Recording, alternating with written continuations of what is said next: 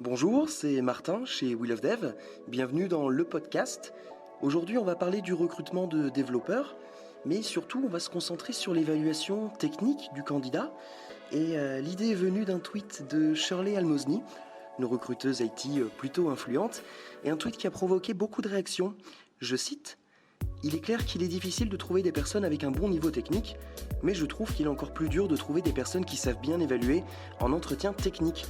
Et à ce petit tweet, il y a eu pas mal de réactions, dont de nombreux développeurs qui disaient « Eh ben tiens, en tant que développeur, j'ai moi-même du mal à évaluer techniquement un candidat ». On en vient à la question, comment jauger le savoir-faire technique d'un développeur lors du processus de recrutement ? Si on pose cette question à 100 entreprises, il est possible que les 100 entreprises aient mis en place des méthodes de sélection technique différentes. Et en ce sens, avec Damien, on a décidé d'explorer les pratiques de 2 entreprises reconnues dans la région lilloise, Carafun et Exotech. Et on a eu le plaisir d'échanger sur le sujet avec Baya et Julie. Je vous souhaite une bonne écoute et à bientôt.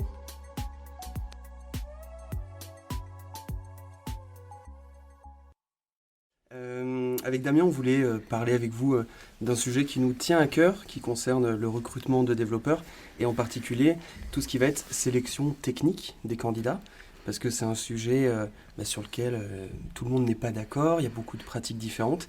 Et on voulait comme ça explorer un petit peu les pratiques sur ce sujet avec 2 entreprises qu'on aime bien, 2 entreprises de la région en plus, Carafun et Exotech.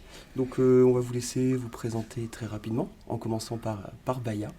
Bonjour, alors moi je suis responsable RH chez Carafun. J'ai intégré cette entreprise il y a 5 mois, donc ma prise de poste elle est relativement récente. Carafun, c'est plusieurs entités avec des secteurs d'activité différents, mais tous en lien avec la musique et notamment une boîte tech. Qui s'appelle Recisio, donc boîte dans laquelle on recrute beaucoup de profils et notamment des développeurs à la fois back-end plutôt PHP et Android. Voilà, on a 2 pôles, un pôle développement web et un pôle développement d'applications mobiles. Bonjour, donc Jules, je suis talent manager chez Exotech, boîte que j'ai rejoint en 2018. Donc Exotech, c'est une start-up robotique qui a été créée en 2015. On fabrique et on installe des petits robots dans les entrepôts logistiques pour aider les préparateurs de commandes. Donc on a bien grossi depuis 2018. Moi, quand je les ai rejoints, on était 27 et aujourd'hui, on est plus de 130. Donc en termes de dev, on recrute essentiellement des devs embarqués ou sur des technos type C++. Et en 2020, vous recrutez des développeurs ? Chez Carafun, on a vocation à étendre nos équipes. Alors, on a des équipes qui sont plutôt petites. On n'a pas vocation à recruter 15 personnes en 2020 sur des profils tech, mais plutôt d'intégrer au fur et à mesure des profils qui viennent compléter les compétences qu'on a déjà en interne. Et nous, sur 2020, on envisage de continuer à faire croître nos effectifs. On va recruter au total à peu près 60-70 personnes. Et en termes de dev, au moins une bonne quinzaine, sachant qu'on est en train d'élargir un peu notre stack technique. Avant, on était full C++. Maintenant, on recrute d'autres types de techno pour nos usages internes. Là, on a par exemple recruté récemment 2 devs PHP. Est-ce qu'il vous est arrivé d'avoir une petite erreur de recrutement, c'est-à-dire d'un point de vue strictement technique, vous avez intégré un développeur, vous avez recruté un développeur qui n'a peut-être pas tenu la route d'un point de vue strictement technique? Est-ce que ça t'est arrivé, Baya ? Moi, dans les 5 mois, mes 5 mois de prise de poste, non. Voilà, le groupe Carafun existe quand même depuis 14 ans, donc j'ai sondé autour de moi s'il y avait eu des échecs juste techniques. Ouais. On m'a remonté que non. Alors évidemment, le process de recrutement est de plus en plus abouti et s'est fignolé au fil des années avec un pré-test technique, etc. On abordera la question après, j'imagine. Mais là, on n'a pas eu vraiment d'échec sur un gros gap technique. Okay. Ça veut dire qu'il y a eu des échecs techniques sur d'autres choses que des échecs de recrutement, mais sur autre chose que la partie technique ? Oui. Oui. Après, le recrutement, c'est trouver des hommes et trouver les bonnes personnes à la bonne place dans l'équipe, etc. Et c'est vrai qu'il y a eu des périodes d'essai qui ont été rompues parce que le contexte technique déjà est exigeant, donc l'environnement chez Carafun est exigeant, et on a la chance d'avoir des personnes qui sont là depuis longtemps, donc on a une grosse stabilité dans nos devs, et on a des gens qui ont une grande humilité. Et ça les rend encore plus incroyables. Mais c'est vrai que d'un point de vue technique, on n'a jamais été déçus parce que je pense qu'en amont, les tests sont suffisamment poussés et voilà, montrent bien l'exigence. D'ailleurs, il y a plusieurs candidats qui, des fois, nous disent en fait, le challenge final, j'ai pas réussi, mais c'est trop compliqué. Je vais plutôt continuer à me former et à acquérir de l'expérience ailleurs, et je repostulerai chez vous quand je serai meilleur. Humainement, oui, l'humain, il n'y a rien de plus mouvant, et qu'on a fait des erreurs humaines, ça, on le reconnaît sans problème. C'était sur la partie soft skill ou c'était plutôt. Ou c'était le culture fit? Alors, les deux. C'est vrai que d'avoir des profils, par exemple, freelance ou complètement entrepreneurs qui n'ont jamais été dans le monde de l'entreprise et qui découvrent l'entreprise chez nous avec déjà quand même un certain bagage technique qu'ils ont pu développer à droite à gauche, ou dans leur propres expériences d'entrepreneuriat, et d'arriver dans un contexte où il y a d'autres personnes qui sont là depuis longtemps, dans un cadre assez exigeant, c'est pas toujours évident de se faire à l'environnement et à adapter, enfin pas adapter sa personnalité, mais à à être en posture d'humilité ou de compréhension déjà dans les premiers temps de l'environnement. C'est plus difficile quand on arrive avec des convictions parce qu'on a eu l'habitude de compter que sur soi-même en bossant, par exemple. Et de ton côté, Jules? Alors, on n'a pas eu, depuis que je suis arrivé, en tous les cas, on n'a pas eu d'échec purement sur la technique. Comme disait Baya, nous non plus, on n'a pas eu d'échec purement technique. On a eu plutôt, effectivement, des ruptures de période d'essai parce que au niveau soft skills ou au niveau fit culturel, c'était pas ça. Après, on a quand même pris des personnes qui avaient validé les tests techniques, donc on savait qu'elles avaient, entre guillemets, les bases. Mais c'est plutôt sur la montée en compétences à la prise de poste où ça s'est pas révélé, on va dire. Parce que pour nous, les tests techniques, c'est vraiment une base de travail pour déjà savoir si la personne elle a le niveau minimum pour rentrer chez Exotech. Ça ne veut pas dire que c'est des tests qui sont révélateurs de la difficulté technique au jour le jour chez Exotech. Quand la personne arrive, parfois elle sera très à l'aise tout de suite, parfois elle va devoir faire une montée en compétences. Et les échecs de recrutement qu'on a eu, c'est on a vu que la personne elle avait les bases, elle est arrivée chez nous, elle s'est bien intégrée généralement parce qu'on a un bon process d'intégration, mais par contre elle n'a pas réussi à faire cette montée en compétences, à s'accaparer nos métiers, nos façons de faire, et donc là effectivement on a eu un fail. Pas d'erreur au niveau technique, c'est assez rare. Alors, pour moi, il y a deux types d'erreurs de recrutement. Il y a les erreurs où la personne, ça aurait pu le faire, mais ça le fait pas. C'est la majorité pour moi des erreurs de recrutement. C'est dans ce contexte-là, dans le projet, ça le fait pas, mais c'est pas catastrophique. C'est-à-dire que dans un autre monde, la personne, ça aurait pu fitter. Et après, il y a pour moi les vraies erreurs de recrutement que j'ai pas connues, c'est des erreurs de casting. C'est-à-dire la personne, au bout d'une semaine, globalement, l'entreprise sait que ça va pas le faire parce que le gap entre ce qu'elle pensait du candidat et ce que le candidat démontre est très important. C'est ça que, pour moi, c'est ça la vraie erreur de recrutement, et ça, pour moi, normalement, c'est assez rare. Mais du coup, on va revenir un petit peu à ce qui nous intéresse. Au gros du sujet, c'est connaître un petit peu le processus d'évaluation technique. Donc on sait qu'il y a plein de méthodes, et c'est ce qui va nous intéresser aujourd'hui. Baya, encore une fois, est-ce que tu peux... Oui, alors, il faut savoir que chez nous, le pré-test technique, donc le process de recrutement se fait de la façon suivante. Il y a l'annonce qui est postée, donc le poste est ouvert, on poste une annonce. Ouais. Il y a, pour postuler, un test technique. C'est valable pour les devs, mais c'est valable pour tous les métiers chez Carafun. Moi, en RH, j'ai dû faire un pré-test en fait d'évaluation. Donc, c'est entre guillemets, tout le monde est logé à la même enseigne, le process est le même, peu importe le poste. Donc, il y a ce fameux pré-test. Ensuite, qui ressemble à quoi Alors, ça dépend, voilà, ça dépend de la techno, mais principalement, c'est vrai que c'est plutôt des questions. Alors, ce qu'on aime, les pré-tests, alors, ils évoluent tout le temps, parce que nous, en interne, nos technos, elles évoluent aussi. Ouais. Donc, on met les questions à jour, mais il y a toujours... j'aime bien sonder les candidats qui ont passé le test en leur disant, comment tu l'as trouvé? Alors, il y en a certains qui me disent, mais c'est d'une facilité, mais à la fois, c'est intéressant, parce que c'est des questions aussi pour revoir aussi les bases. Ouais. Après, il y a quand même une petite partie sur la philosophie, le clean code, etc. Ça, c'est important de voir si la personne a cette même philosophie que nous. Et après, il y a plein de questions où il n'y a pas de mauvaise réponse.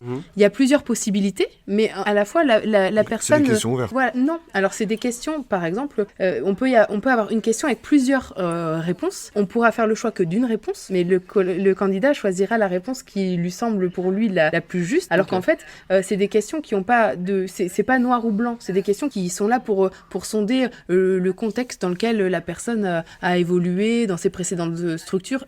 La tech, c'est tellement différent. Nous, on a une approche qui est la nôtre, c'est-à-dire qu'on fait de toute façon en interne le maximum de choses possibles. On est très peu à utiliser des boîtes de presta, etc., etc. On préfère faire le choix des projets et réduire les projets en fonction des personnes et de la compétence qu'on a à dispo, plutôt que de dire en fait on fait tout et on va prendre des free, etc., etc. Donc en fait, on a dans notre pré-test, on a des questions qui sont vraiment des questions de base dans la techno, et on a une partie aussi bien plus large, un peu de philosophie de code. Ok. Une fois que ce pré-test est réalisé, il est corrigé hyper rapidement. Ça, j'ai une grande chance d'avoir des devs ultra dispo qui corrigent. Enfin voilà, un test peut être réalisé à 10h du matin, à 10h30, il y a la correction, etc. Vraiment, on a fait en sorte d'optimiser le plus possible le temps des personnes qui vont corriger le test. Ouais. Il faut savoir aussi que le pré-test, pour nous, est essentiel et permet d'évacuer, entre guillemets, les personnes qui sont complètement inadaptées. C'est-à-dire que, par exemple, comme sur Indeed, tu peux postuler un poste en ayant des questions, des prérequis. Chez nous, c'est déjà arrivé qu'il y ait des gens qui postulent pour des postes de dev, mais qui ont aucune appétence dans aucune des technos, vraiment qui ne connaissent absolument pas. Okay. Bon, du coup, elles sont peut-être... Ça se voyait pas sur le CV ? Alors, chez nous, justement, le CV est un élément du test. Donc, en fait, quand tu commences le test, tu mets ton CV, mais il ne compte que à chaque fois dans les tests, le CV est noté que sur 4 points, pour des tests qui vont parfois jusqu'à 50 points. L'idée, c'est vraiment de s'affranchir du CV, parce qu'on estime qu'il y a des personnes qui savent hyper bien se mettre en valeur dans un CV et faire un super beau CV et en étant, entre guillemets, un peu, soit accompagné par quelqu'un qui s'y connaît, etc. Et donc mettre en avant des super missions qu'ils n'ont pas nécessairement réalisé eux-mêmes, ou pour autant qu'ils n'ont pas réussi à garder cette compétence-là ou à la faire grandir. Et il y a des personnes qui sont moins à l'aise avec l'idée de faire un CV et l'exercice du CV. Et du coup, on n'a pas envie... Moi, la philosophie, c'est vraiment de ne pas se dire, c'est d'écarter un CV. Non, en fait, on donne la possibilité à tout le monde de venir réaliser le test. Et le test technique, ça permet de s'affranchir d'un CV ou s'il n'y a pas le bon terme ou les deux bons termes qui collent bien, pour autant, ça ne veut pas dire que ça peut quand même être la bonne personne, même si le CV n'est pas incroyable. Donc, du coup, ça t'a permis de révéler des gens que tu n'aurais pas rencontrés sur CV. Carrément. Quand je suis, par exemple, sollicitée parfois par des écoles, je leur dis, mais nous, en fait, il n'y a pas de souci. Si vous avez un jeune qui a 18-20 ans, qui est passionné de code et qui code depuis qu'il a 12-13 ans et qui démord pas quand il y a un bug, il lâche rien, etc. Et nous, il pourra trouver sa place chez nous.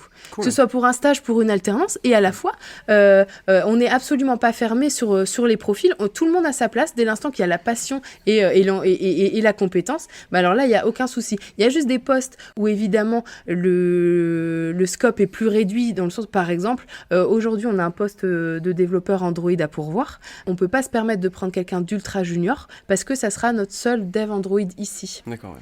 Donc on a besoin d'avoir quelqu'un qui a une certaine seniorité, une prise de recul, parce que on comptera sur lui pour faire les choix qui s'imposent dans cette techno, puisque ça sera l'expert dans la techno. Donc vraiment, généralement nos postes sont ouverts à tous les niveaux dès l'instant où il y a la passion, et c'est pas forcément parce que tu es en école que tu sais moins bien coder que quelqu'un qui est senior, mais sauf quand vraiment on a besoin d'une expertise et qu'on a besoin d'avoir un expert dans la techno pour pouvoir justement accompagner d'autres plus juniors et ouvrir les recrutements au fil de l'eau. Ouais, c'est une bonne philosophie, parce que moi j'avais tendance à croire que derrière le CV, qui est au final un bout de papier, c'est représentatif, mais ça reste un bout de papier, aller au-delà. Et parfois on a des très belles surprises, des gens qui se sont pas mis en valeur en fait, et qui sont des personnes exceptionnelles. Tu te rappelles de Guillaume ? Notamment pour les Guillaume, il y a plein d'autres profils où le CV est vraiment, excusez-moi les mots, mais dégueulasse. Et on va tester derrière, on va voir, et en fait il y a des super profils derrière. Pour en revenir au process, Baya, donc là, il y a le pré-test. Il y a le pré-test. Il y a un pré-test. Et quand intervient un petit peu le test plus technique ? Alors, il y a le pré-test qui nous permet d'avoir le niveau du candidat sur les bases, de savoir qu'il a des bases solides. Ensuite, moi, j'appelle le candidat hyper rapidement pour le débriefer du test. évidemment en présence d'un développeur, mais aussi pour faire l'entretien RH, c'est-à-dire d'où la personne vient, ce qu'elle a envie de faire, pourquoi elle a postulé chez nous, ce qu'elle a compris de notre activité, et vraiment essayer de mettre en lumière les points sur sa personnalité. J'ai déjà eu un candidat qui m'a dit bah ouais, moi je travaille depuis toujours dans le monde des ESN. Pour moi, c'est essentiel d'avoir tous les mois des projets nouveaux, etc. Mais nous, on fonctionne vraiment en amélioration continue. Ça ne veut pas dire qu'on n'a jamais de nouveaux projets, mais nous, on existe depuis 14 ans. C'est toujours la V1 qu'on améliore constamment, tous les jours, etc., etc. Donc c'est là où je me dis, bah ça peut-être ne pas fitter, il va peut-être rapidement s'ennuyer, etc. Donc j'approfondis ces points-là. Donc il y a un entretien RH qui dure entre une demi-heure et 1 heure au téléphone, et ensuite, en fonction de la dispo du candidat, c'est une rencontre ici dans nos locaux, une rencontre de l'équipe dev. Du product owner et de JB qui est notre fondateur mais qui est vraiment quelqu'un de tech, c'est un développeur à la base, donc il est passionné de ça. Donc c'est environ 4 entretiens sous format une demi-heure, donc on demande quand même au candidat de se libérer 2 heures pour venir chez nous. Et une fois que tous les voyants sont ouverts, un dernier challenge, le challenge final, qui se fait en général en 2 heures, soit en pair programming ici pour venir coder avec les garçons et passer du temps avec nous, soit si la personne est moins à l'aise, ça dépend du niveau du stress du candidat et on s'adapte aussi à ça. Si la personne est moins à l'aise, elle fera le challenge technique chez elle et on évalue sa qualité de code et vraiment sa structure technique grâce à ce challenge final. Et après, si les voyants sont ouverts, on fait une proposition. Encore une fois, le process chez Carafun, ça dépend vraiment du candidat. Les candidats qui sont ultra sollicités, qui ont 4 propositions, enfin voilà, qui sont en process chez 4 personnes différentes, et ben on est capable, à partir du moment où ils passent le pré-test en ligne, de les recevoir la journée même ou le lendemain et de faire une proposition vraiment dans les 48 heures. S'il y a l'urgence, il n'y a pas de souci, on veut pas prendre le risque de louper un bon candidat. Par contre, si c'est quelqu'un, et ça existe, des personnes pour qui le job est hyper important, qui n'ont pas envie de se hâter et de se précipiter à dire oui à, entre guillemets, la première offre venue et que le candidat veut prendre son temps, et ben nous, on lui laissera le temps qu'il voudra aussi. C'est-à-dire qu'on peut le recevoir 1 semaine, 2 semaines après en entretien et puis faire le challenge final quand il a envie de le réaliser. Donc vraiment, ça, le timing, on adapte au candidat. Pour le test final en pair programming, vous arrivez toujours à libérer du temps, parce que ça demande aussi du temps aux développeurs qui sont déjà en place. Exactement. Alors ça, on va pas se mentir, c'est aussi la raison pour laquelle on a un pré-test. Parce qu'on se dit déjà, c'est que la personne qui fait le pré-test, elle donne quand même de son temps pour nous. Donc le minimum, c'est de lui rendre ce temps-là. Donc il y a pas mal de devs qui faillent le pré-test ou qui ont juste pas les compétences, le niveau de compétences qui est attendu chez nous. Et ben quand la personne, moi je fais systématiquement un retour. Il n'y a pas de candidature qui reste lettre morte chez Carafun. Je fais systématiquement un retour et je propose au candidat d'avoir un retour technique. S'il le souhaite, je demande à un dev qui vienne dire ou alors, enfin voilà, moi je prends l'info et je la transmets au candidat. Mais en tout cas, oui, ça prend du temps. Mais encore une fois, nous on est moins dans la précipitation parce qu'on est plus stable. On n'est pas en croissance à un rythme comme peut le connaître Exotech. Nous, on prend le temps. On a peu de devs pour l'environnement qu'on a, la complexité de nos produits et de nos projets. On a très peu de personnes et du coup, on veut plutôt prendre notre temps et intégrer au fil de l'eau pour que chacun trouve sa place dans l'équipe, etc., etc. Parce que du coup, toi, tu travailles que sur le recrutement tech ? Je travaille sur les recrutements de toutes les entités de Carafun. Donc, nos 3 secteurs d'activité. Aussi bien pour le Carafun Bar de Lille, le Carafun Bar de Bruxelles et aussi pour les techs. Du coup, Jules, toi aussi, tu recrutes pour tous les métiers ? Oui, j'ai recruté, quand je suis arrivé, on était 27 et j'ai recruté de la 28e personne à la 130e. Oula, ok. Voilà, en 1 an et demi, donc c'était sport. Donc nous, les tests techniques, on les a mis en place juste après mon arrivée, parce que quand je suis arrivé, en fait, avant, ils n'avaient pas de recruteurs, ils passaient par des cabinets, donc ils avaient un flux un peu plus faible, on va dire. Oui. Moi, j'étais le recruteur maison, donc je pouvais vraiment envoyer plus, parce que c'était l'objectif de recruter fortement sur 1 an et demi, 2 ans. Okay. Et en fait, le souci qu'il y a eu, c'est j'ai envoyé beaucoup de gens en entretien qui, sur le CV, étaient très bien, mais en entretien, on fait des tests techniques et parfois l'entretien commençait par le test technique et s'arrêtait là. Okay. Donc ça faisait perdre pas mal de temps aux managers, sachant que les managers qui recrutaient à l'époque, c'était notamment les 2 fondateurs et ils avaient de moins en moins de temps à faire passer pour ça. Donc on s'est dit, les tests techniques, on va les faire en amont. Ça va devenir un entretien à part entière. pour justement que le dernier entretien, on puisse se concentrer sur autre chose que la technique. Alors même si en entretien final, il y a quand même des tests techniques, ça permet de parler d'autres choses et c'est surtout, ça permet de consacrer du temps à des candidats qui ont déjà validé cette étape. Ok. Donc notre process aujourd'hui, il a 3 grandes étapes. Ouais. Donc la première étape, c'est moi ou les autres recruteurs chez Exotech qui la réalisons. C'est vraiment le premier échange un peu RH Ok. qui vise surtout à discuter avec la personne, comprendre son parcours, son projet, ses motivations, ce qu'elle a compris d'Exotech, ce qu'elle recherche. Ouais. Souvent dans cet échange, je dis souvent au candidat ou à la candidate, le but c'est que nos projets coïncident. C'est pas seulement le parcours, c'est pas seulement le CV, c'est surtout le projet. De quoi vous avez envie, est-ce qu'on est capable de vous le proposer? Et de nous, ce qu'on propose, est-ce que ça vous intéresse? L'idée lors de cet échange qui dure 20 à 45 minutes, c'est de se dire, ok, est-ce qu'on va plus loin? Parce que bon, d'un côté, le candidat ou la candidate, ils ont vu une annonce, ils ont compris ce qu'ils voulaient ou ce qu'ils pouvaient de l'annonce. Moi, j'ai vu le CV, pareil, j'ai compris ce que je pouvais du CV. Leur CV, ça reste un CV, c'est une base de travail, on peut pas résumer un recrutement à un CV. Donc, on a chacun une base. Donc, l'idée du premier échange, c'est vraiment de se dire, ok, est-ce on s'est bien compris l'un l'autre? Est-ce que le projet fit? Et moi, ça me permet de commencer à poser certaines questions techniques pour voir si la personne, elle a bien compris le poste et elle a un peu de culture technique. Ça se voit pas dans le CV, mais il y a certaines personnes, on sent tout de suite que c'est leur passion, que c'est leur métier, parce que elles peuvent dire des choses comme moi, je code en dehors, j'ai un Git, j'ai des choses comme ça qui me font tout de suite dire Un petit déclic. un petit déclic. Ouais. C'est pas que mon métier, c'est pas que mes cours, c'est pas que ça, c'est quelque chose que j'aime un peu en dehors. Et ça, pour moi, c'est toujours un signal assez fort de la personne, elle aime ce qu'elle fait, elle a envie de le faire, on va dire, à haute intensité. Donc c'est plutôt là-dessus que je vais juger, parce que ça m'est déjà arrivé sur des CV de voir des listes de techno plus longues que le bras, et au final, derrière, en test technique, la première qu'il a mentionnée ou qu'elle a mentionnée, elle la maîtrise même pas. Donc c'est sûr que le CV, pour ça, c'est assez limité. Et c'est vrai que des fois, on découvre le fait que la personne soit passionnée, c'est-à-dire, en fait, on va se rendre compte qu'elle participe à énormément de meet-up sur chacune des technos, et elle ne le met pas dans le CV. Donc, il y a des fois, ça fait partie des surprises. Et j'ai bien aimé, Jules, l'aspect, ce que nos projets concordent, parce qu'aujourd'hui, il y a quelques recruteurs qui vont surtout dire ce que toi, tu fites avec nous. Donc, ils vont poser des questions juste pour valider leurs points en recrutement, mais ils ne vont pas s'intéresser à la personne en face, est-ce que le projet coïncide? Elles vont juste dire oui, mais tiens, ça, est-ce que tu maîtrises?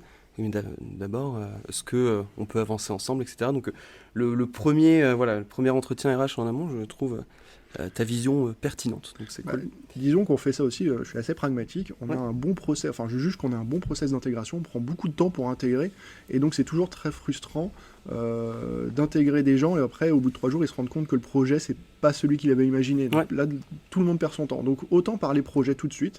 Moi, le premier échange, c'est plus une discussion que des questions. Effectivement, avant, j'étais recruteur en ESN, donc j'avais ma liste de questions, la mobilité, le salaire et tout ça, je l'ai fait. Maintenant, c'est vraiment des échanges de se dire, ok, qu'est-ce que vous avez compris d'Exotech, qu'est-ce que vous avez compris du poste, vous, c'est quoi votre projet, c'est quoi vos souhaits, de quoi vous avez envie aujourd'hui, et je vois si ça fit. Cool. Et donc, à partir de ce fit, si tous les voyants, on va dire, sont au vert, moi, je propose à la personne d'avancer dans le process. Donc la deuxième étape, c'est les tests techniques. Alors chez nous, on appelle ça des exotests, parce que chez Exotech, on a tendance à mettre exo devant un peu tout, c'est un peu une maladie, on se soigne, mais on n'y arrive pas toujours. Donc les exotests, comment ça se passe? Les exotests, c'est pour nous des vrais entretiens, donc c'est fait en direct par téléphone avec un développeur. Okay. C'est-à-dire que le développeur se bloque un créneau d'1 heure, de 2 heures, pour être en direct avec le candidat ou la candidate au téléphone. Il va lui demander de se connecter sur une plateforme en ligne pour réaliser en direct différents exercices. Et je parle bien d'exercices, c'est-à-dire que c'est pas des QCM, c'est pas des questions scolaires, c'est vraiment des problèmes à résoudre. Chez Exotech, ce qu'on aime comme profil au niveau soft skills ou hard skills, peu importe, c'est vraiment des personnes qui aiment résoudre des problèmes. Parce que la robotique, c'est un domaine qui est relativement nouveau. Et donc l'état de l'art, l'historique est assez faible, donc il y a beaucoup de problèmes à résoudre, des choses que personne n'a résolues, donc on aime bien recruter des gens qui, face à un problème, vont aimer chercher et trouver la solution.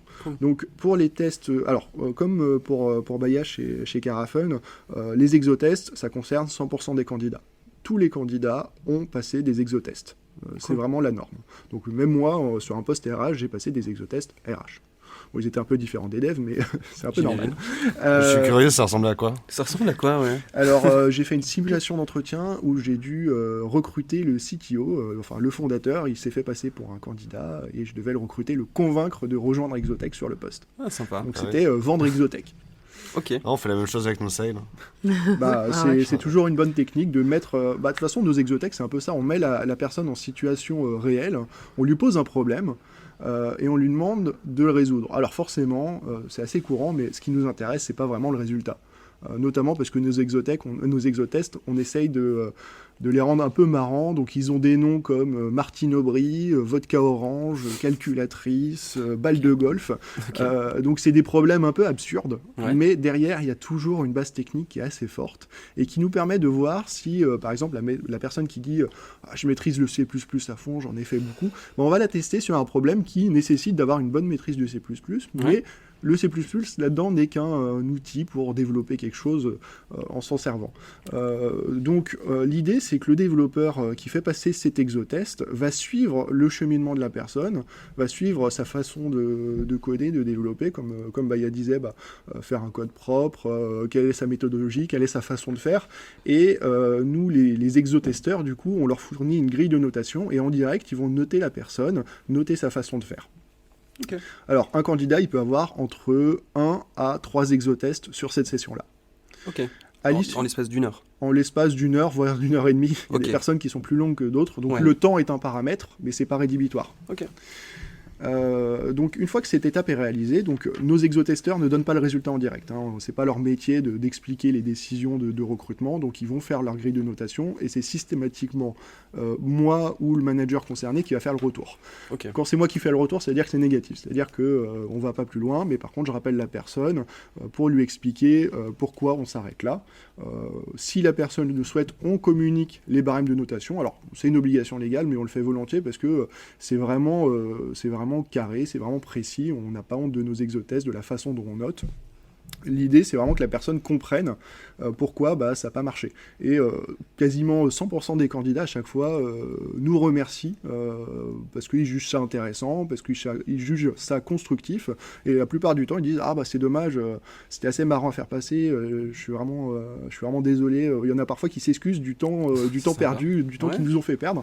Mais ça veut dire que l'expérience candidat, elle est bonne. Ça veut dire que la personne n'a pas vu ça comme encore un autre test qu'on nous fait passer.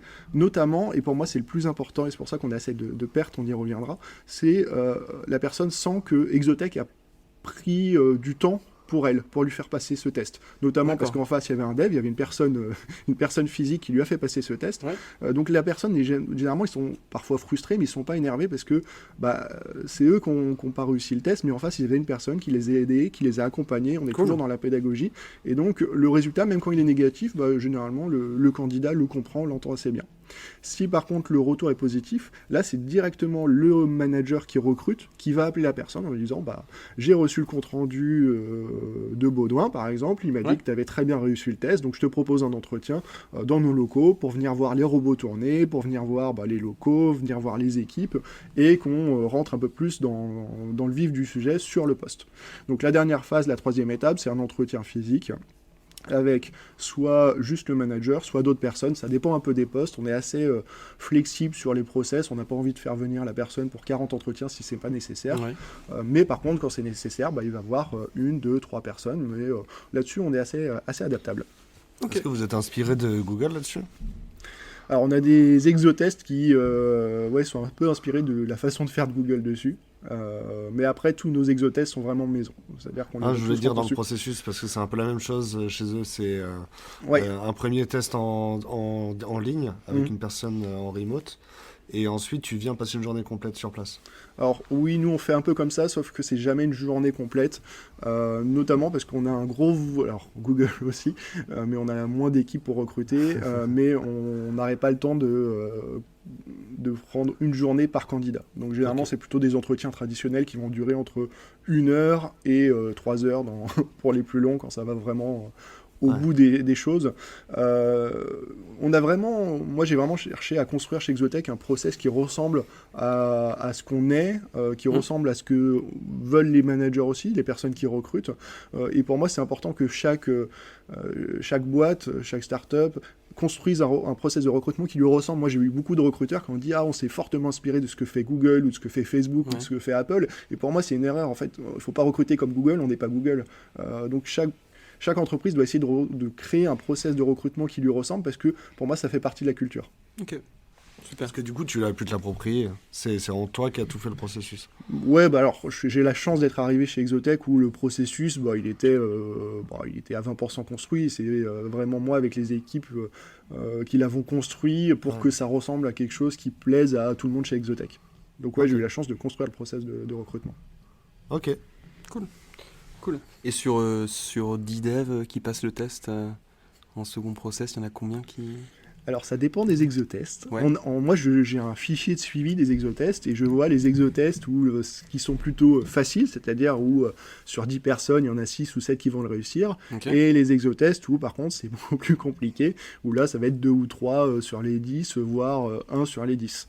Okay. Après, au fur et à mesure, moi, lors du premier call, j'arrive de plus en plus à sentir si, pour moi, ça peut passer ou ça peut pas passer. Okay. Donc, j'essaye d'un peu de filtrer en fonction de la personne, ce qu'elle me dit. Les devs, ils m'ont aidé, ils m'ont dit tu peux poser ça comme question au téléphone et tout de suite tu sauras si il connaît à peu près son domaine. Ouais. Donc avec le temps, je me suis aussi amélioré moi sur le premier screen. Et donc les notes, les exotests, la note a un peu remonté, c'est-à-dire qu'il y avait de plus en plus de passes parce que justement on envoyait moins de monde en exotest. Moi c'est vrai que je fais du recrutement informatique depuis quelques temps déjà, et quand on me demandait parfois de faire passer des tests techniques à des candidats, il y a des candidats qui refusaient. Mais c'est surtout le cas avec des tests techniques un petit peu classiques, peut-être un petit peu scolaires, type FizzBuzz ou problème d'algorithmie, QCM. Et ça, j'ai perdu un nombre de candidats assez incroyable. Ils m'ont dit Martin, je suis plus à l'université. Ça, c'est non. Si le client veut que je passe ce test, je dis non. Vous avez l'air d'avoir des tests qui sont quand même atypiques. Ça vous est arrivé d'avoir des candidats qui refusent de passer ou qui disent non, je ne vais pas faire le test ou Alors le moi, test n'est pas directement, j'ai pas eu de candidats qui ont refusé de passer le test et j'ai demandé mémoire de Carafun. Il y a un candidat en 14 ans qui a refusé de le faire. D'accord. Donc c'est peu. J'ai néanmoins rencontré des gens et notamment quelqu'un qui recrute dans un grand cabinet du métier et qui m'a dit mais vous êtes fous de faire des pré-tests, les mecs ils veulent pas passer, ils ont pas 40 minutes de leur temps. Ouais, exactement. Et parce que moi quand j'ai un cabinet de recrutement qui me sollicite, je leur dis ok mais la règle est la même pour tout le monde. T'as un candidat que t'estimes être bon et fité chez nous, tu lui envoies le lien du test pour le poste et après moi évidemment je te rappelle si le candidat est bon et que le niveau est ok et qu'on veut le recevoir, je te rappelle sans problème. Donc j'ai pas eu moi de candidats directement qui m'ont dit non, mais c'est vrai que j'ai un peu ajusté ma stratégie et mon recrutement ces derniers temps parce que quand je suis arrivée c'est aussi le temps que je m'approprie le process de recrutement sur les plateformes comme We Love Dev. Je contactais des devs en disant tiens si le challenge t'intéresse tu peux passer le test et en fait je me suis rendu compte que quand tu fais de l'approche directe c'est pas judicieux de balancer le test direct. Voilà. Quand le candidat est intéressé, il voit notre annonce sur les plateformes, sur LinkedIn, il voit le post LinkedIn et tout ça, il candidate, ok, c'est lui qui fait l'acte d'être motivé et il passe le pré-test parce que c'est comme ça qu'on postule chez nous. Mais quand je fais de l'approche directe, maintenant, et c'est assez récent, je parle d'abord de ce qu'on recherche et j'ai JB, donc JB qui est un des 2 fondateurs de Carafun, qui a réalisé un petit article qui met 5 minutes à lire sur les 7 raisons d'intégrer notre équipe tech, parce que lui c'est un passionné de tech et c'est un tech. Et du coup, dans mon approche directe, je mets ce petit lien en disant c'est 5 minutes de lecture si ça t'intéresse, d'en savoir plus chez nous et sur la philosophie. Et après, si t'es ok, je t'appelle et que je t'explique ce qu'on recherche, etc. Et après, j'introduis le pré-test. Donc maintenant, j'ai vraiment une stratégie différente dans l'approche directe de me dire oui, ça me prend un peu plus de temps, mais c'est pas grave parce que la personne, je l'ai ciblée, parce que voilà, il y a des critères, il y a des expériences qui me parle et pour autant elle est soumise au même pré-test que les autres, c'est juste que je l'aurais appelé en amont. Oui, il y a déjà des gens qui ont refusé, une personne de mémoire, et je pense qu'on est, enfin je sais pas combien de personnes par contre on a démotivé entre guillemets à l'idée de cliquer et de devoir mettre son CV et de passer un test qui dure environ, après ça dépend de la rapidité de la personne, mais une 40aine de minutes. Et Jules, oui. Alors moi c'était parce que la crainte que tu exposes, c'est une vraie crainte je pense de tout recruteur quand on met en place des tests techniques. Moi quand je l'ai mis en place parce qu'on en avait discuté, je me suis dit mais est-ce que je vais pas perdre tous les candidats, je vais pas perdre tous les devs parce que ça va clairement ils vont pas vouloir passer 30 minutes à 1 heure de leur temps à faire un test. Donc c'est pour ça que moi je l'ai mis en deuxième étape, c'est-à-dire que en échange du temps que la personne va prendre pour faire ce test technique, déjà en face d'elle elle aura une autre personne, donc elle se dit c'est pas que moi qui prend du temps, c'est également Exotech, donc c'est entre guillemets c'est réciproque. Donc je pense que de toute façon aujourd'hui dans le process de recrutement on est passé d'un stade où c'est le recruteur qui avait tout pouvoir à maintenant une sorte de collaboration, d'échange équivalent entre le candidat et le recruteur. C'est ça. Donc nous on fonctionne comme ça, c'est-à-dire ok on va demander à la personne de s'impliquer, de prévoir un créneau d'1 heure pour passer ce test, mais en retour déjà elle aura une personne d'Exotech en face, et surtout en amont moi je vends beaucoup ce test. Je le vends en expliquant quel est le but, en disant c'est pas un QCM, parce que tu disais à raison, souvent ils se disent non mais c'est bon je suis sorti de l'école il y a 2 ans, j'ai pas envie de me taper encore un QCM, je suis plus à l'université, je suis plus à l'école. Donc nous c'est pour ça qu'on le vend, et d'ailleurs ces exotests ne sont pas des QCM. Je leur dis tout le temps, mais c'est pas un exercice, c'est pas un test technique de base sur un site qu'un recruteur vous envoie, c'est des problèmes à résoudre. Et souvent, ça titille un peu l'imaginaire de la personne, se dit j'aime bien résoudre des problèmes, donc je vais voir si j'y arrive. Alors, c'est quand même arrivé 1 ou 2 fois que la personne dise non, écoutez, j'ai pas vraiment le temps de passer ce test. Moi, ce que je veux, c'est avoir des informations. Moi, ce que je veux, c'est rencontrer le manager ou le CTO directement. Quand c'est ça, de toute façon, je me dis c'est qu'il y a un problème de culture, de fit avec la culture, donc on n'avance pas plus loin. Je considère que vu que je passe déjà du temps au téléphone à vendre ce test et qu'en plus la personne va avoir en face d'elle un dev d'Exotech, si elle veut pas elle prendre son temps, c'est que faut s'arrêter là. Mais l'avantage que vous avez, c'est il y a quelque chose d'assez ludique dans l'exotest par rapport à d'autres tests techniques plus standards ou plus classiques. Là, j'ai l'impression qu'il y a un truc qui va titiller. Vous donner envie carrément de passer un test technique. C'est vrai que il faut le vendre. C'est aussi mon étonnement. Je pensais que pour motiver les gens à faire le test technique, tu leur parlais d'Exotech, mais en fait tu leur parles de l'exotest. Genre tu utilises le test comme un élément. Je parle des limites. Je vends. Alors la première étape du process, c'est vendre Exotech. Alors de mon point de vue, bien sûr, c'est d'échanger avec la personne, d'en savoir plus sur elle, mais effectivement, c'est aussi vendre Exotech. Et ensuite aussi de vendre le process, parce que pour moi c'est le premier élément de la culture d'Exotech qu'ils peuvent appréhender, qu'ils peuvent connaître. Parce que c'est vrai qu'on parle beaucoup de culture d'entreprise, de tout ce qu'on met en place pour nos collaborateurs, mais la personne à l'extérieur elle en sait rien. Donc c'est pour ça qu'effectivement je vends les exotests comme un premier aperçu de comment ça fonctionne chez Exotech, de notre façon de penser, de notre façon de voir les choses. Et ça souvent ça intéresse les gens parce que comme tu le disais, c'est un peu différent. Et je pense qu'aujourd'hui pour bien recruter, il faut essayer de recruter différemment. Faire la même chose que tout le monde, que toutes les grosses boîtes, ça n'a pas de pertinence, ça n'a pas d'utilité sur le marché. Baya hoche la tête, elle est d'accord. Ouais, mais c'est... Je pense qu'on a des process qui sont assez proches. On donne du temps aux candidats. Et ça, généralement, les candidats le rendent bien. C'est vrai que le reproche qu'on peut faire à des recruteurs, c'est recevoir, si je caricature, parce que moi je vois les devs, souvent ils me montrent les messages des recruteurs sur LinkedIn, c'est assez marrant.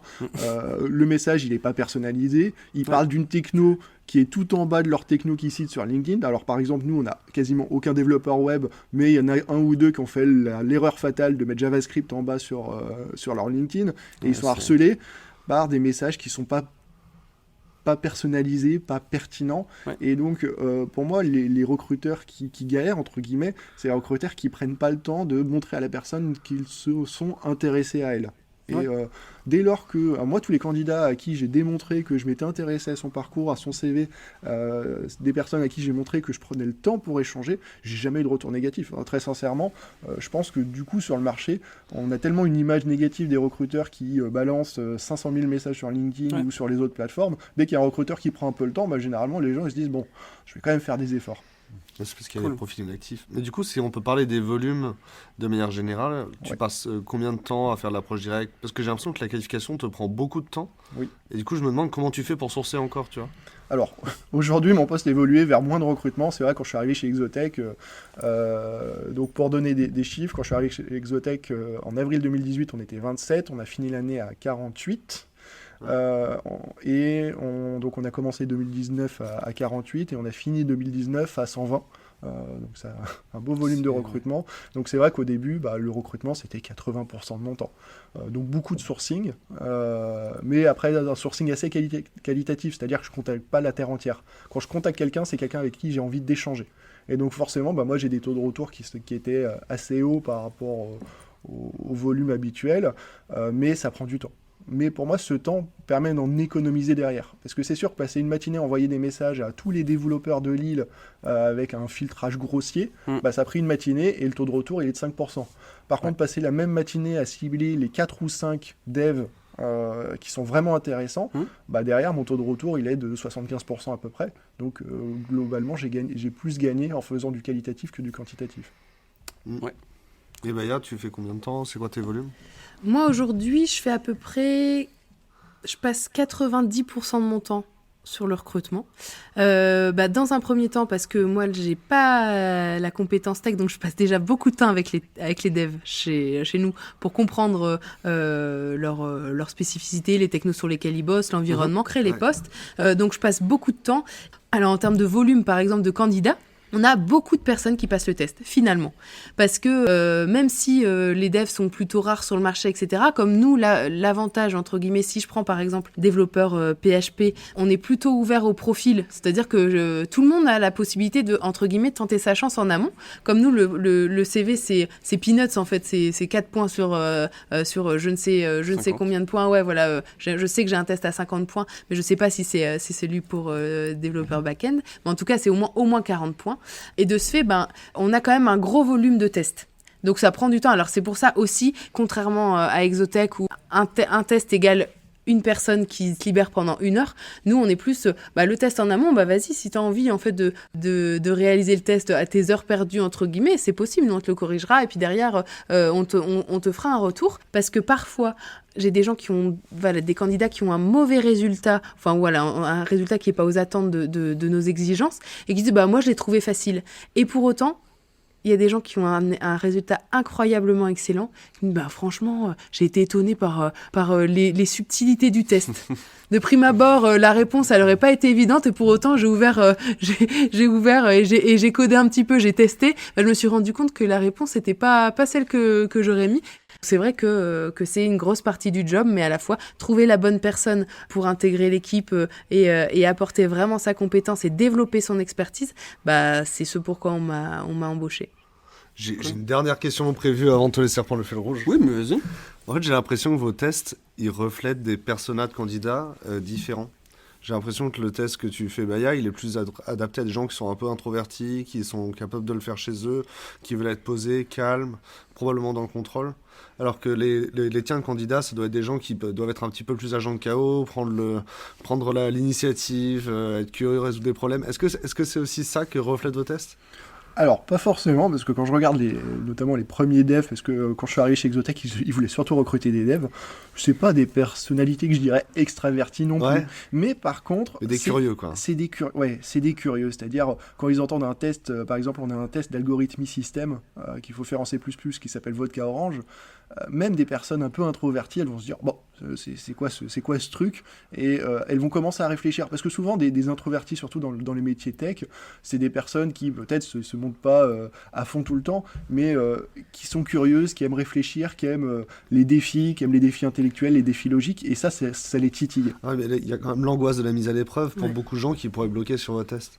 Oui, mais c'est pour ça qu'ils sont faits en direct par des devs, et c'est vraiment un but pédagogique, c'est-à-dire que notre but, et moi je forme en fait les devs, pour devenir exotesteur, faut être formé, faut être certifié. Tout le monde n'en fait pas passer, il y en a qui aiment pas et qui le font pas. Mais par contre, les personnes qui le font, on les forme et on leur demande d'être pédagogues. On leur dit, mettez les candidats en confiance, mettez-les à l'aise, parce que le but c'est qu'ils réussissent, pas qu'ils soient stressés. Et c'est pour ça que la plupart des gens, bon, il y a toujours des personnes qui stressent, hein, mais la plupart des gens se disent, bon, bah, c'est pas le manager, c'est pas un responsable, c'est un dev, c'est quelqu'un, c'est un confrère, entre guillemets. Généralement, ça aide à les mettre à l'aise. Ouais. Alors moi, je te rejoins Damien, quand tu dis que justement, c'est vrai que tout le monde n'est pas du tout rodé à l'exercice de l'entretien, au process de recrutement. Il y a des personnalités, comme tous les métiers, voilà, il y a des gens chez qui ça crée un énorme stress de passer un entretien et de trouver un job ou de changer de job. C'est un vrai cap, hein, quand tu as une personnalité plutôt stable et que finalement, en même temps, tu tournes quand même en rond dans ton job actuel, mais que tu dis, même si c'est le plein emploi pour les devs, tu dis, ouais, mais je vais quitter, entre guillemets, un CDI. Il y a des candidats plusieurs fois qui nous ont dit, mais ça vous est déjà arrivé de rompre les périodes d'essai? Oui, ça crée en fait un process de recrutement chez certaines personnes, ça crée vraiment un stress. Ouais. Donc on se dit, en fait, le pré-test, c'est le candidat qui est acteur de sa candidature, même si, par exemple, c'est moi qui ai fait de l'approche directe ou alors il a été appelé par un cabinet, etc. Le candidat choisit le moment où il est le plus serein possible, que ce soit dans son canapé ou peu importe, un moment où il est en pleine détente et il se dit, c'est bon, j'ai au moins une heure et demie devant moi, si toutefois le test, je galère un peu, etc. Donc vraiment, il choisit les conditions les plus confortables pour lui. Après, l'entretien physique, malheureusement, il faut venir nous rencontrer quand même. Donc ça, c'est une épreuve. Et le challenge final, c'est toujours un dev qui prend au moins une demi-heure au téléphone de son temps pour expliquer le challenge, expliquer l'exercice, expliquer ce qu'on en attend, etc. Et on laisse le choix. Parfois, les candidats disent moi je veux bien venir, ça me plaît beaucoup de faire du pair programming et de venir revoir les devs que j'ai rencontrés lors du process de recrutement et programmer avec eux. Et il y en a certains qui disent moi je préfère le faire dimanche chez moi, être sûr que j'ai le temps devant moi, être au calme et tout. Et du coup on ne force rien. Ça veut pas dire, c'est pas parce qu'on est mal à l'aise dans un process de recrutement parce qu'il y a un stress, qu'on sera inadapté au travail en équipe. Moi, je pense que c'est un vrai exercice de postuler dans une boîte et de passer des entretiens et se prêter à l'exercice des tests qu'on propose. Du coup, le candidat choisit ce qui lui plaît, ce qui lui convient le mieux. C'est vrai que quand j'étais jeune diplômé, on avait été formés aux entretiens quand on était à l'école, etc. Et là, je revois mes copains qui ont été diplômés du coup il y a 5 ou 6 ans.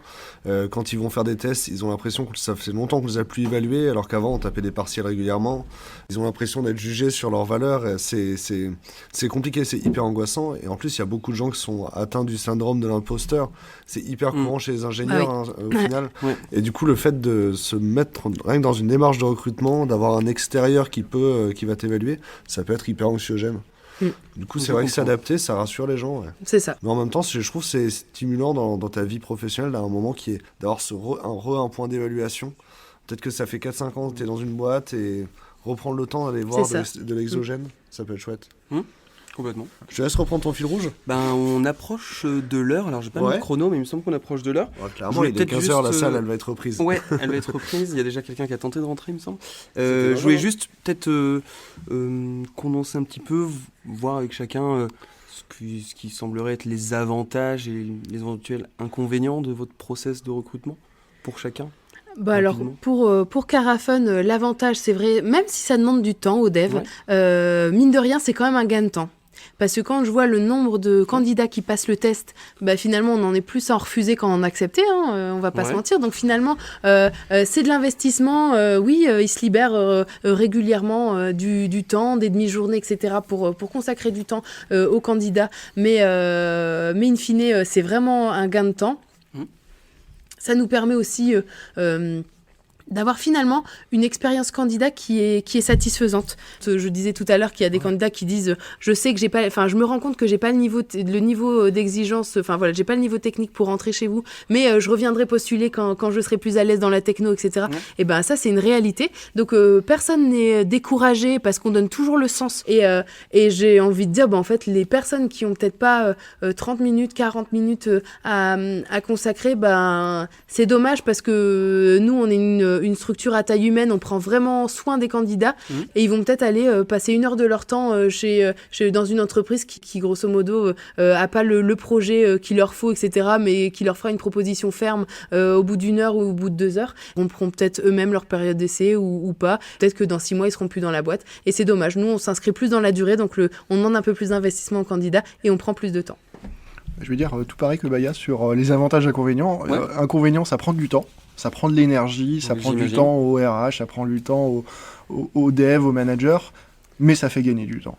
Franchement, ça fait gagner du temps, et je rejoins aussi Baya. En termes d'expérience candidat, c'est assez incroyable parce que les gens s'en souviennent de ces exotests et sont la plupart du temps positifs à la sortie, même quand ils ont échoué, parce qu'ils me disent, et Damien tu le disais, il y a des personnes, ça fait longtemps qu'elles se sont pas fait challenger, et qui apprécient l'expérience de se dire, ah ouais, ça faisait longtemps que j'avais pas traité ce sujet, ça fait longtemps que je m'étais pas posé pour réfléchir là-dessus. Donc dans tous les cas, c'est forcément positif pour nous, parce que si on prend la personne, bah, elle est contente, elle nous intègre, et nous aussi on est très contents de l'intégrer, et même si elle échoue, généralement son feedback il est plutôt positif, et parfois elles en parlent à des personnes, et ça permet de nous envoyer des candidats. Je prendrai l'exemple Sympa. juste d'une personne qui avait postulé pour un stage.